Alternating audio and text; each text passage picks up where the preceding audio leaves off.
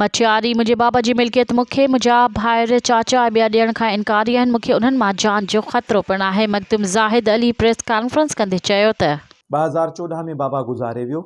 उन खां पोइ असां भाइरनि जो तनाज़ो वधी वियो जंहिंमें महमद फ़ैसिले जे बावजूदि उनजी इनहराफ़ी मुंहिंजा भाइर कंदा रहिया, छो त उन्हनि सां बाअसर ऐं असर रसूल रखण वारा माण्हू सां गॾु हुआ। हाणे हुन में छा आहे त हक़ थो घुरां त तरह तरह जूं धमकियूं बि मिलनि, चवंदा हक़ न वठि, जेको असीं बचे छॾींदासीं उहो तूं वञी खण। आउं पंहिंजो हक़ पीउ जो थो घुरां का हिननि जी पंहिंजी मिल्कियत ज़ाती नथो घुरां, जंहिंमें मुंहिंजी फुफी बि पंहिंजो उहा वीचारी पढ़ियल लिखियल कोन्हे का, उन खां बि कूड़ा स्टाम ते आङूठा हणाया अथनि ऐं उन मुंहिंजे चाचे हणाया आहिनि ऐं उनजी जेका पंहिंजी कमर्शियल प्लाट आहे उहा नथो बदल मुंहिंजे भाइरनि सां को करे पंहिंजी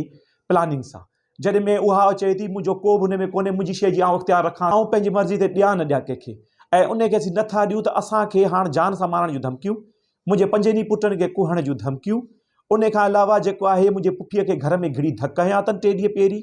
गार गंद कयो अथनि, मूंखे सिर हईं अथनि, मुंहिंजा स्कूटर चलाया अथनि। उन खां पोइ मूं SP ऑफिस में हीअ एप्लीकेशन ॾिनी जेका हीअ रिसीविंग लॻी पई आहे, हुन रिफर कयो आहे DSP हाला ॾे,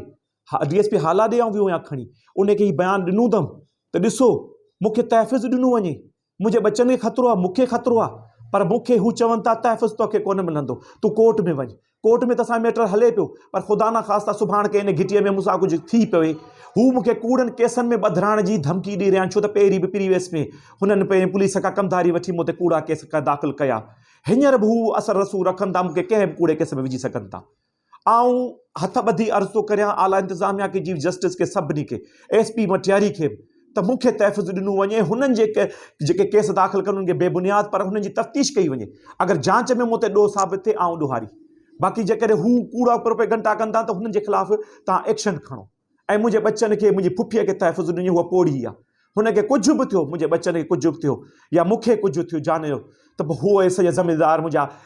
टोटल भाइर, मुंहिंजियूं भेनरूं, मखदूम जेको आहे मुश्ताक आहे उनजा औलाद, मखदूम मंज़ूर हुसैन उन औलाद, मखदूम पीर फज़ुल अली उन औलाद, इहे सभु हूंदा,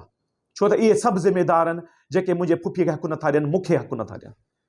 मूंखे शरीयत मोहम्मदी हिसाब सां हक़ु ॾिए ॾियनि, मूंखे ॿियो कुझु कोन खपे। मज़ीद ख़बरनि ऐं तफ़सीलात लाइ विज़िट कयो असांजी वेबसाइट www.awamiNewsHD.com ऐं ॾिसंदा रहो अवामी न्यूज़ HD।